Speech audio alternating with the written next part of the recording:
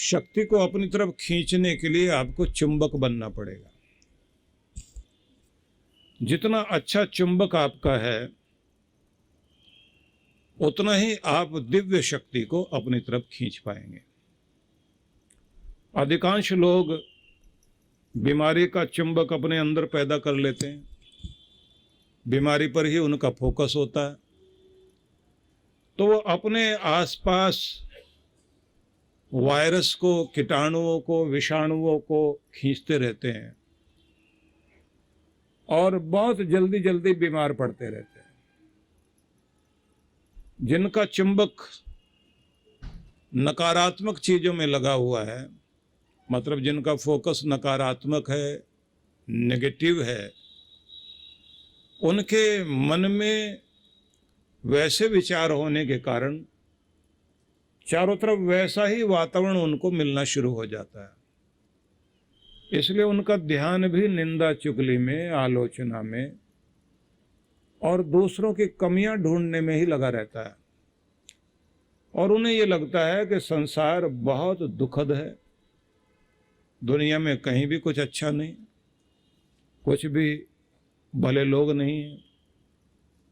तो ये ध्यान रखिए कि शक्ति को अपनी तरफ खींचने के लिए अपने मैग्नेट को ठीक ढंग से प्रयोग कीजिए। जिनका मैग्नेट अनेक तरह की चीजों को अपनी तरफ खींचता है, तो ये ध्यान रख लेना वो किसी भी चीज को अपनी तरफ खींच नहीं पाते, उनकी शक्तियां निष्फल हो जाती हैं। इसलिए इन दिनों आप जब यहाँ बैठे हैं तो ये सामान्य सत्संग नहीं है, ये दिव्य सत्संग है।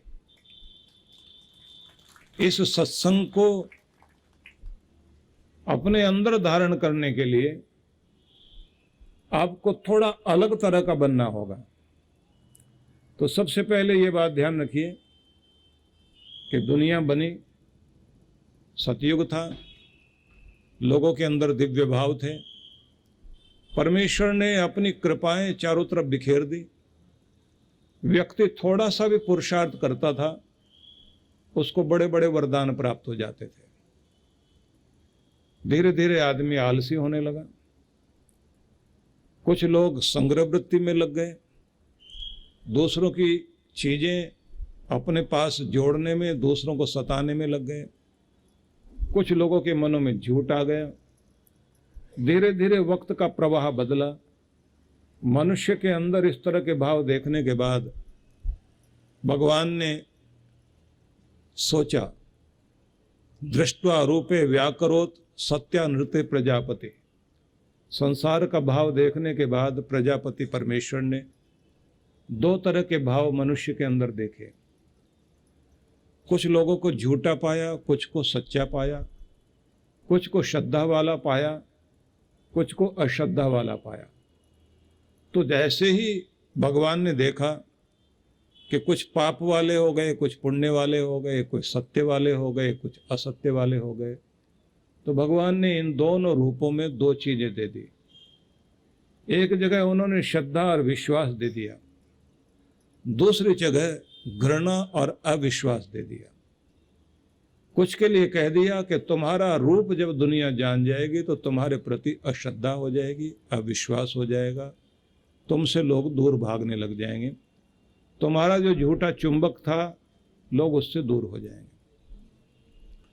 और जिनके साथ सत्य देखा, जिनके अंदर सच्चा विश्वास देखा, भगवान ने उनके अंदर वो कृपा उत्पन्न कर दी कि तुम्हें भले ही देर से लोग जानेंगे, लेकिन तुम्हारे प्रति श्रद्धा और विश्वास इतना जाग जाएगा जिसके सहारे तुम मेरे प्रिय पात्र बन जाओगे। इसलिए मैं तुम्हें आशीर्वाद का वरदान देता हूं कि तुम मेरे आशीर्वाद के पात्र बनोगे। परमात्मा ने उस समय ये देखकर कि मनुष्य मेरी शक्तियों का दुरुपयोग न करे, तो उसने अपनी दिव्य शक्ति मनुष्य के हृदय में छिपा दी। जो पहले मनुष्य को सहज प्राप्त हो जाती थी, वो किसी भी देवता का ध्यान करता था, उसे शक्ति की प्राप्ति हो जाती थी। वो चाहे पृथ्वी माता से कुछ मांगता था, जल से कुछ मांगता था, अग्निदेव से कुछ मांगता था, वायुदेव से कुछ भी मांगता था, ब्रह्मांड से कुछ भी मांगता था, व्यक्ति को सब आसानी से प्राप्त हो जाता था। भगवान ने देखा कि मनुष्य शक्तियों का उपयोग नहीं कर रहा है, दुरुपयोग कर रहा है, तो वो जो शक्ति भगवान ने मनुष्य को दी थी उसे छीनकर भगवान ने मनुष्य के हृदय में छिपा दिया और कह दिया कि तुम्हारे पास मैंने सब कुछ दिया है, बस अपनी बुद्धि को दिव्य बनाओ, इसे ऋतंबरा बुद्धि बनाओ, ये तुम्हारी प्रज्ञा उत्कृष्ट बन जाए, तब तुम खोज लोगे कि जो कुछ मैंने तुम्हें पहले दिया था वो अब भी तुम्हारे पास है, तुम उसका उपयोग कर सकोगे। तब मनुष्य ने बाहर ढूंढना शुरू किया।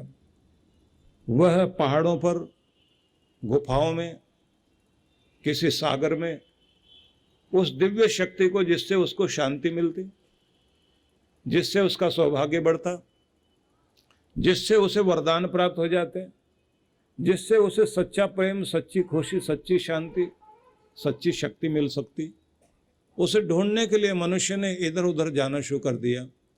और उसे ये समझ में आया कि परमात्मा ने अपने अमृत के छींटे अलग अलग स्थानों पर बिखेरे हैं, शायद वो मुझे प्राप्त हो जाए। और इस कारण मनुष्य को कथा कहानियों में ये पता लगा कि अमृत यहाँ गिरा था, यहाँ गिरा था, यहाँ गिरा था। उस समय बड़े बड़े मेले तीर्थ में लगने लग गए, कुंभ लगने लग गए, भीड़ जाने लग गई, लेकिन इतनी भीड़ इकट्ठी होने के बाद भी अमृत नहीं मिला किसी को भी। लोग उसी तरह से अशांत, वैसे ही दुखी रहे, लेकिन भीड़ बढ़ती रही, जाते रहे, सब बाहर ढूंढ रहे थे। और उसके बाद लोगों को शंका भी हुई, गुरुजनों के पास जाकर पूछना शुरू किया कि अमृत है भी या नहीं, आनंद है भी या नहीं, सच्ची खुशी भी दुनिया में है या नहीं है, भगवान है भी या नहीं है, उसकी कृपा मिलती भी है या नहीं, रास्ता क्या हो सकता है।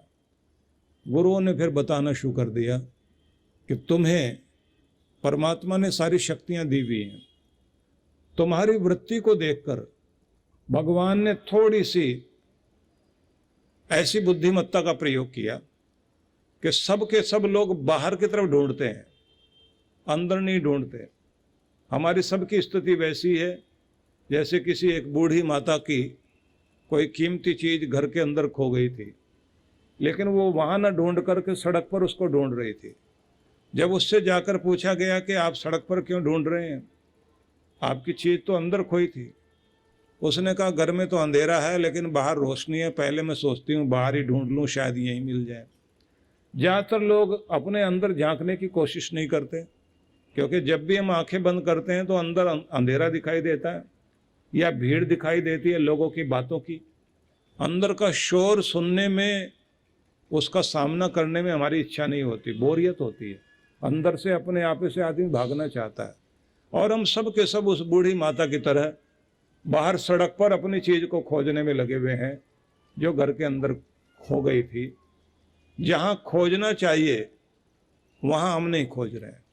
गुरुओं ने ये बताया कि हमें कुछ चीज़ें जीवन में करनी पड़ेंगी। सबसे पहले अपनी बिखरी हुई वृत्तियों को बिखरने मत दो, उन्हें एकाग्र करो। इसलिए एक नियम बन गया कि व्यक्ति सबसे पहले तो ये खोजे कि संसार की तरफ खुलने वाले 9 द्वार शरीर में हैं। चाहे हमारी आंखें हैं वो भी दुनिया में बाहर की तरफ देखती हैं, हमारे कान हैं वो भी बाहर की तरफ ही देखते हैं, हमारा नाक भी बाहर की सुगंध को ही सूंघ रहा है। जो भी हमारे शरीर में 9 द्वार हैं वो बाहर की तरफ खुलते हैं, तो उससे हमारी ऊर्जा बाहर की तरफ जा रही है। बाहर हम खुशी ढूंढने की कोशिश में हैं, लेकिन कहा गया कि एक द्वार और भी है जहाँ सच्ची खुशी पाने के लिए बंद द्वार को खोला जा सकता है, तो उसको 10वां द्वार कहा गया। 10वां द्वार जो है मनुष्य के बिल्कुल सिर के ऊपर लगाया गया, सबसे ऊंचा। वहाँ पर हमारे यहाँ ये कहा गया कि यहाँ चोटी लगाने का नियम बना लो, तो यहाँ पर चोटी लगाई जाती है और जूड़ा बांधने का कार्य महिलाएं करती हैं। पुराने समय में जूड़े को इसी तरह से गोल करके यहाँ बना दिया जाता था और वो कलश का रूप बन जाता था। बाल खुले रखना परंपरा नहीं थी पुरानी, उसको अच्छा नहीं माना जाता था। अब कैसे लोग रहते हैं उसके लिए मैं कुछ नहीं कहूँगा, कैसे भी खोल के रखिए बालों को, कोई बात नहीं। इसी तरह से चोटी को गांठ बांधना, उसका भी मतलब ये होता था कि बाल बिखरने का मतलब है तुम्हारा मन बिखरा हुआ है, हजार तरफ बिखरे हुए का मतलब है तुम्हारी जिंदगी में कोई लक्ष्य नहीं है, तुम्हारी कोई चीज जिसमें तुम पाने के लिए उत्कंठित हो, पूरी तरह से एकाग्र हो, ऐसे तुम नहीं हो, बल्कि तुम्हारा मन इधर भी उधर भी, और कहीं भी तुम्हारा मन टिकता नहीं।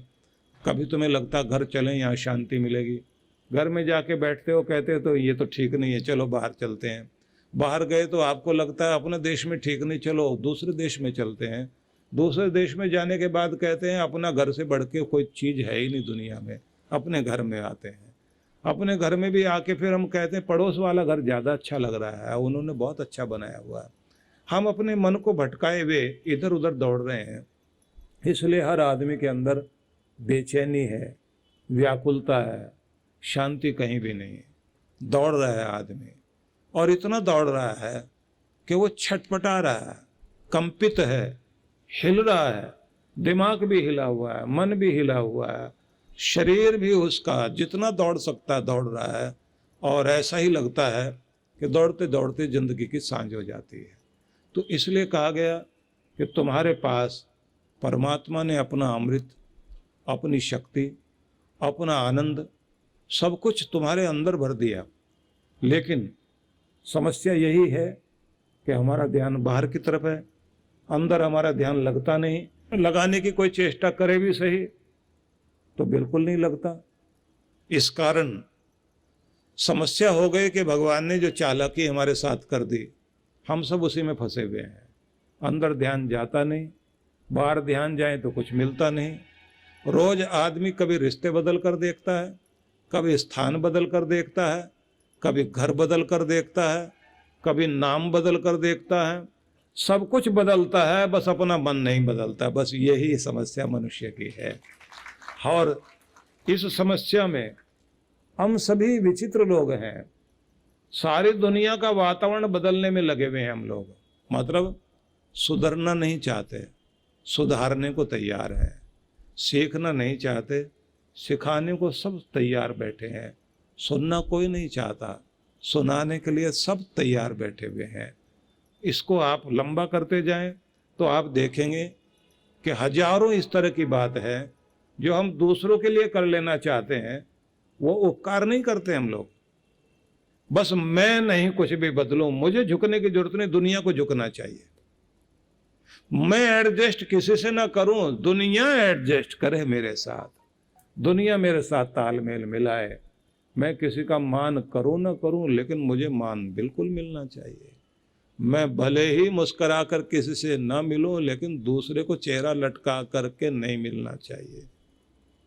मैं मीठा बोलूं ना बोलूं, लेकिन सबको मेरे लिए मीठा बोलना चाहिए। तो लंबा करते जाओ इसको, कितना भी लंबा कर सकते हैं। आखिर में आपको ये समझ में आएगा कि हम सारी दुनिया को बदलना चाहते हैं, खुद को नहीं बदलना चाहते। इसलिए जीवन में शांति है ही नहीं। जिस दिन उंगली अपनी तरफ आ जाएगी, उस दिन दुनिया बदलनी शुरू हो जाएगी। तो वहीं से चलते हैं कि परमात्मा ने अपनी सारी शक्तियां मनुष्य को जो आसानी से दे रहे थे, वो देनी बंद कर दी और कह दिया कि मैं तुम्हारे पास ही सब कुछ रख रहा हूं, तुम्हारे अंदर है, अंदर झांकना सीख जाओ। आदमी कहता है मैं झांकने की कोशिश करता हूं, पर मुझे तो झांकना आता नहीं। तब कहा गया कि फिर गुरु की शरण में जाओ, गुरु की शरण में जाओगे तो आसानी हो जाएगी।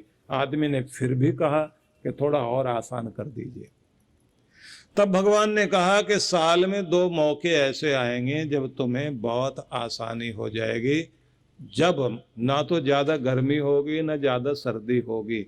या तो सर्दी जा रही होगी और गर्मी आने का मौका होगा, या गर्मी जा रही होगी और सर्दी आने का मौका होगा। 6-6 महीने के बाद में ये एक अवसर होगा जिस समय में देवताओं ने अपनी शक्तियां प्राप्त की थी, उसी को कहा जाता है नवरात्र। और उसी अवसर पर हम लोग यहाँ बैठे हुए हैं। तो इसका मतलब यह है कि कृपा पाने का इससे सुंदर अवसर नहीं हो सकता। और यहाँ बैठने के बाद भी अगर आपका मन डावाडोल और इधर उधर दौड़ रहा है और एकाग्र नहीं है और आपकी श्रद्धा कमजोर है, तो फिर वही होगा कि हम गंगा के घाट पर बैठकर भी डुबकी नहीं लगा पाए, खजाने के पास जाकर भी हम उसका लाभ नहीं ले पाए। और कभी कभी तो ऐसा भी होता है कि जैसे राजा ने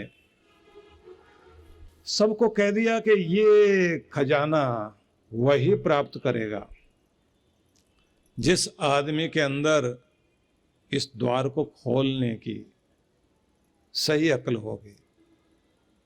और द्वार पर ताला।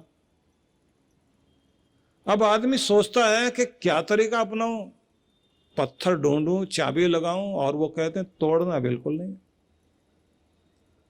सबने कोशिश करने के लिए दिमाग लगाते रहे, एक समय निर्धारित कर दिया गया, इतने समय में खोलना है। परम पूज्य सद्गुरुदेव श्री सुधांशु जी महाराज और डॉक्टर अर्चिका दीदी जी के पावन सानिध्य में विराट भक्ति सत्संग 23 से 26 मार्च 2023। कार्यक्रम की रूपरेखा दिनांक 23 से 26 मार्च सायं 4:30 से 6:30 बजे। 24 से 26 मार्च प्रातः 9 से 11 बजे। विशेष कार्यक्रम गुरु दीक्षा समारोह 26 मार्च 2023 दोपहर 12 बजे। सत्संग स्थल पीली कोठी चौराहा मुरादाबाद। आयोजक विश्व जागृति मिशन मुरादाबाद मंडल। संपर्क सूत्र